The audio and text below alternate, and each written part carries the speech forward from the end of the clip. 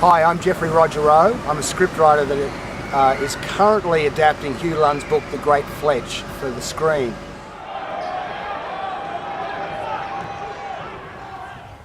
Okay, Hugh, over to you. G'day, I'm Hugh Lunn and I'm here above where the Milton tennis courts used to be, and we all call them Milton, but in fact there are a couple of parks made up the Milton Tennis Centre, and one of them was Frew, but we've since found out there's more to it than that, and so I'm going to get the bloke who's behind these more than 100 YouTube films about the history of tennis in Brisbane, Peter Rassi, to tell us about something interesting about the park, about a bloke called Saville Sheard. Yep. Peter. And before we start on that, Jeffrey, you've got an interesting little story about the French and how they view names, don't you? Well, yes. Traditionally in France, it's recognised if your first initial of your Christian name and the first initial of your surname is the same, it usually is a predestination to greatness.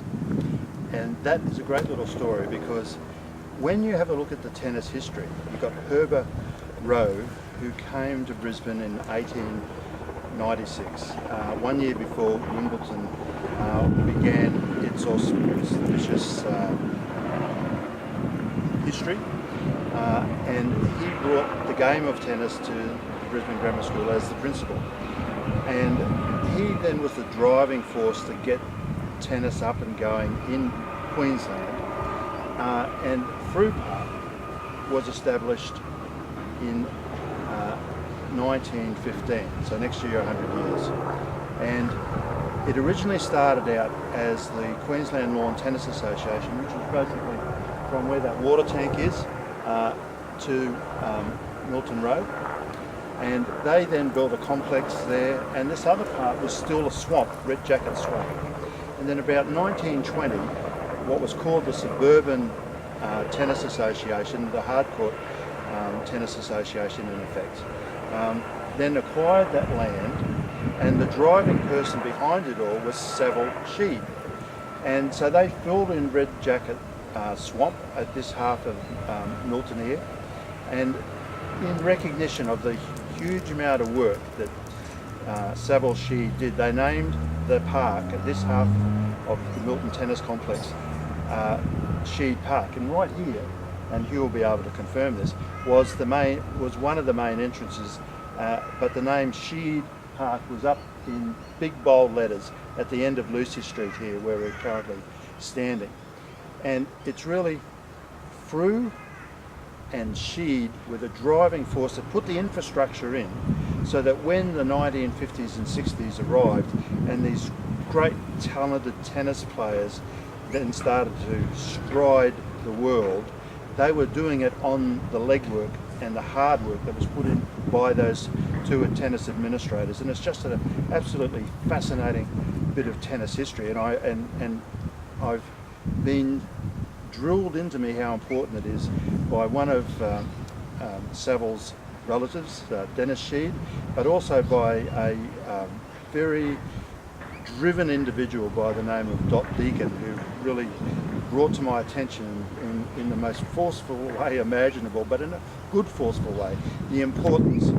And I took on board the message, and I went to Mark Bloomberg, who's the operator, and the complex, the new building, it's got a beautiful big deck, and so that deck is going to be named Sheard Deck in honour of Saville Sheard, and in recognition of the fact that Milton was in actual fact 3 parks. There was Sheard Park, Frew Park, and then across the road there was the Junior Park. And it's no wonder that people in the 50s and 60s looked at the tennis facility here and they thought of it as the Milton Tennis Centre, where in actual fact it was 3 individual parks. Well, the thing was too, Peter, that without Milton Tennis Centre, the world would never have had Rod Laver, would never have had Roy Emerson, would never have had Mel Anderson, and it certainly would never have had Ken Fletcher, because they came out here and practiced. And the essential difference between the Sheard part and the Frew part was that the Frew part was all lawn tennis courts, which people said that the Milton Centre Court was second only to Wimbledon as the best grass court in the world. with the huge wooden grandstands around. And with the back half, the Sheard part, was all ant-bed hardcourts.